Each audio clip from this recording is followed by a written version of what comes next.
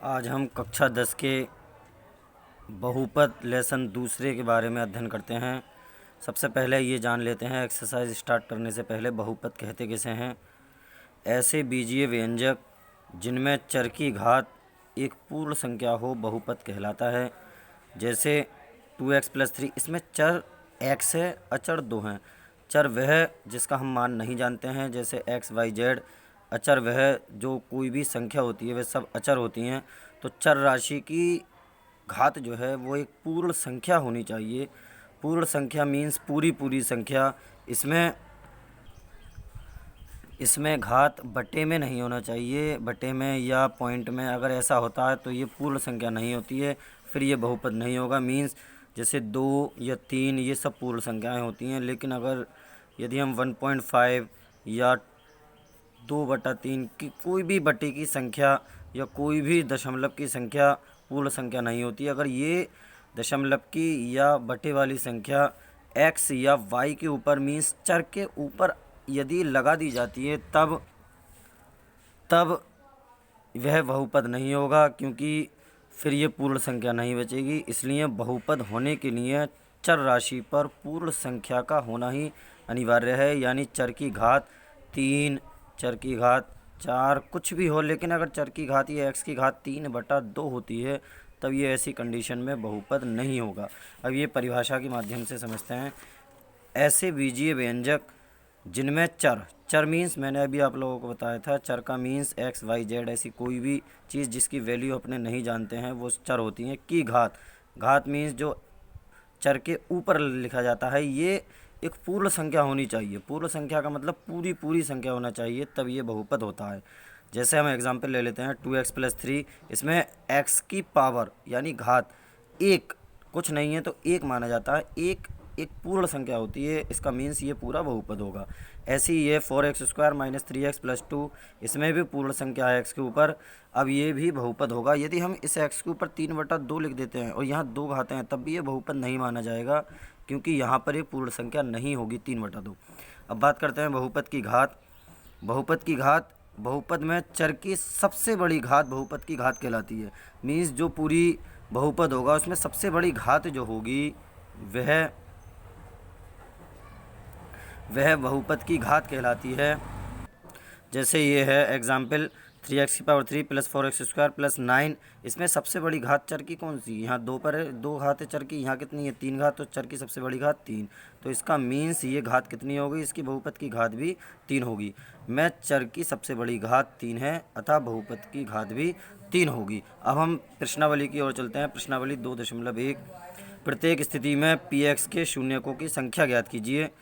पहला पोर्शन ये है, ये आप लोगों को किताब में दे रखा है, देखना आप बुक से।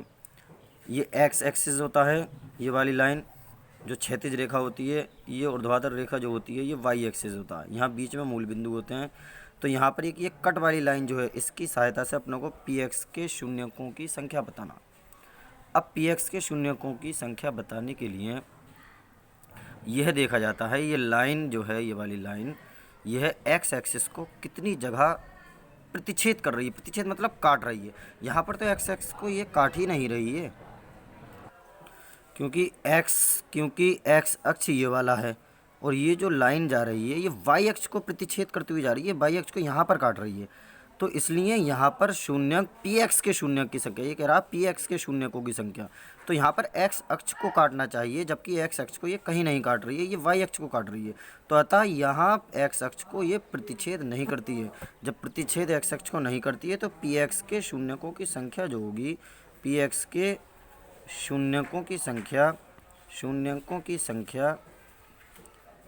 0 होगी, क्योंकि ये px को x अक्ष को कहीं पर प्रतिच्छेद ही नहीं कर रही है। अगर ये y अक्ष के py के शून्यकों की संख्या पूछता क्वेश्चन, तब ये एक जगह कर रही होती प्रतिच्छेद, तब ये इसका आंसर py के शून्यकों की संख्या 1 हो जाती है। लेकिन इसमें px के पूछा गया है और x अक्ष को ये कहीं पर प्रतिच्छेद ही नहीं कर रही है। अब हम सेकंड क्वेश्चन की तरफ चलते हैं। यह है, यहाँ पर px के शून्यकों की संख्या पूछी गई है। px के शून्यकों की संख्या, ये x एक्सिस है, ये y एक्सिस है। अब यहाँ पर अपनों को केवल x एक्सिस पर देखना है कि कहाँ पर ये शून्य, कहाँ पर ये इसे प्रतिच्छेद करती है x अक्ष को। तो ये यहाँ से लाइन आई ये वाली इस तरीके से, तो यहाँ पर इसने प्रतिच्छेद करा, कितनी बार करा, सिर्फ एक बार, क्योंकि यह एक्स अक्ष को सिर्फ एक बार, केवल एक बार एक्स एक्सिस को प्रतिच्छेद करती है यहाँ पर। और तो इस लाइन पर देखो एक्स अक्ष पर कहीं भी काट ही नहीं रही है ये लाइन। काट प्रतिच्छेद का मतलब होता है कितनी जगह काट रही है, तो ये एक ही जगह पर काट रही है, इसलिए यहाँ पर पी एक्स के शून्यकों की संख्या कितनी होगी, एक होगी। पी एक्स के शून्यकों की संख्या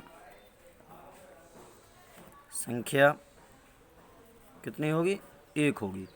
क्यों, क्योंकि यहाँ पर यह एक्स अक्ष को केवल एक जगह प्रतिच्छेद करती है, इसलिए पी एक्स के शून्यकों की संख्या एक होगी। अगले क्वेश्चन की ओर चलते हैं। इसमें भी यही पूछा गया पी एक्स के शून्यकों की संख्या। तो यहाँ पर इस वाली लाइन पे देखो, केवल इस वाली लाइन पे देखा जाता है कितनी जगह प्रतिच्छेद कर रही है। यहाँ से ये लाइन आई, एक जगह यहाँ पर करा प्रतिच्छेद एक्स अक्ष को, इस वाली लाइन को एक जगह यहाँ पर करा और एक जगह यहाँ पर करा और एक जगह यहाँ पर करा। टोटल मिलाकर इसने पी एक्स अक्ष को, पी एक्स के शून्यकों की संख्या 3 हो गई, क्योंकि इसने एक्स अक्ष को सिर्फ 3 जगह ही प्रतिच्छेद करा है। तो पी एक्स के शून्यकों की संख्या, पी एक्स के शून्यकों की संख्या कितनी हो गई, 3 हो गई, क्योंकि ये 3 जगह प्रतिच्छेद कर रही है एक्स अक्ष को, 1 2 3। अब अगले क्वेश्चन की ओर चलते हैं। उम्मीद है आपको अच्छे से समझ में आ रहा होगा। ये एक्स अक्ष है, ये वाई अक्ष है। पी एक्स के शून्यकों की संख्या पूछी गई है। ये लाइन ये आई यहाँ पर इसने यहाँ पर प्रतिच्छेद करा और एक यहाँ पर प्रतिच्छेद करा, तो ये टोटल मिलाकर एक्स अक्ष को 2 बार प्रतिच्छेद कर रही है, इसलिए इसमें शून्यकों की संख्या कितनी हो जाएगी, 2। तो पी एक्स के शून्यकों की संख्या, पी एक्स के शून्यकों की संख्या बराबर कितनी, 2। पी एक्स के शून्यकों की संख्या 2, पी एक्स के शून्यकों की संख्या 3 ऊपर वाले क्वेश्चन में था। अगले क्वेश्चन की हम लोग अब पढ़ते हैं, अगले क्वेश्चन की ओर हम लोग अब पढ़ते हैं। यहाँ पर एक्स अक्ष ये है, वाई अक्ष ये है। एक्स अक्ष को कितनी जगह प्रतिच्छेद कर रही है, 1 2 3 और एक ये 4। जब 4 जगह प्रतिच्छेद कर रही है, क्योंकि यह रेखा एक्स अक्ष को 4 जगह प्रतिच्छेद करती है, इसलिए यहाँ पर पी एक्स के शून्यकों की संख्या, पी एक्स के शून्यकों की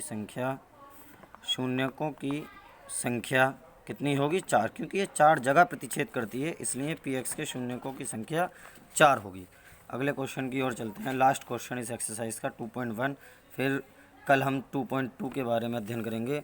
लास्ट क्वेश्चन, छठा क्वेश्चन, शून्यकों की संख्या, ये एक्स एक्सिस है, ये वाई एक्सिस है, कितनी जगह प्रतिच्छेद करती है ये चीज़ देख लेते हैं। एक जगह ये 2, एक ये 3।